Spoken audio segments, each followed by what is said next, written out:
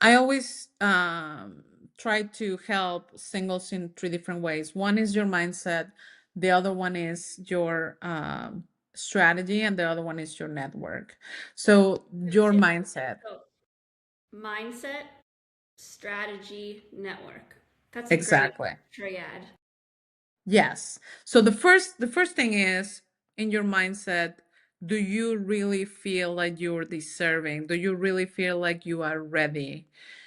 Are you seeing abundance or lack? Are you getting on your own way when you choose? Are you giving opportunities? Are you open enough to really be surprised by that person that is available, that is commitment minded, but he doesn't look the way that you think he should look like? Hmm. And or he's not in the career that you thought you wanted. So the more limiting that your criteria is, the harder it's going to be to find you that supply. For The sure. the Now, okay, more I want to say something here because I think my Mhm. situation is a little bit unique and I want to be aware of my blind spots, which is, first of all, a lot of women are stupid about height. For me, no. Like, I'm 5'5". I mean, it's nice to find someone a little taller than me, but, I've dated guys of all heights. It's great. That's fine. In terms of their career, I used to be kind of biased about the career. Then I went out with an electrician. He was like throwing $100 bills right and left. I'm like, okay, I'm over that, right? Uh-huh. There is kind of a little bit awkwardness when I meet someone who's just on a really different level intellectually. I mean, I think that's a bit challenging for me. I have a curiosity and I like to read. I like to talk about what I read. So if someone is just really not interested in learning, it's a bit tricky.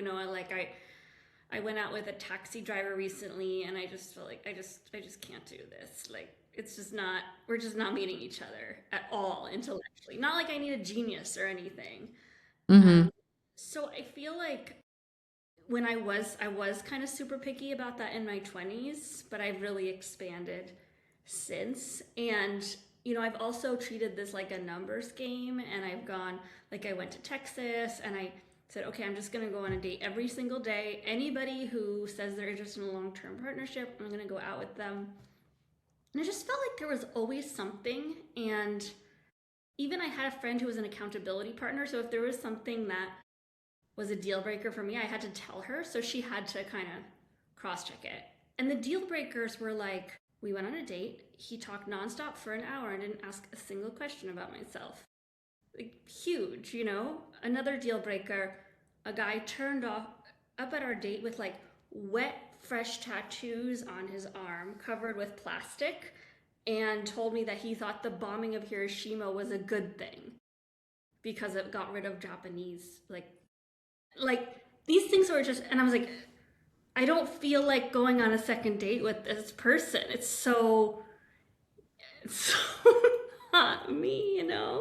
So I don't I just and then I Yeah. just go on Tinder apps and I don't know, like maybe the guys are better in Nashville or something.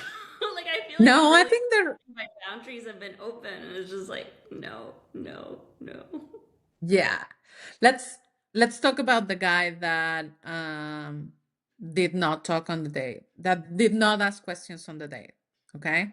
Let's talk about that situation specifically because the other one is a red flag, but with the someone that doesn't ask questions, Mm. you probably need to say something. And I always tell my daters, this is what you can do. You can say, hey, I'm learning so much about you. What do you want to learn about me?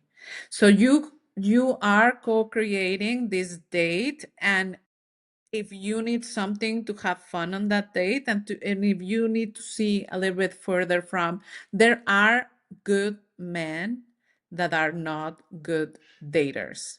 Okay. Okay, Yes. That makes and sense. they get nervous and they want to get you to qualify them because they've gone on a lot of dates where women are interviewing them, For sure. and they start just telling you everything that they think is going to qualify them to be your date, and they actually shoot themselves in the foot because they're not asking questions. But Mm-hmm. you as a woman, you can change that, and you can use that to have them ask you questions. Now, was that just a nervous first date? You will never know because you didn't give that person a second date, and you didn't give that person the signal to I didn't. say, Yeah. I need you to ask me questions.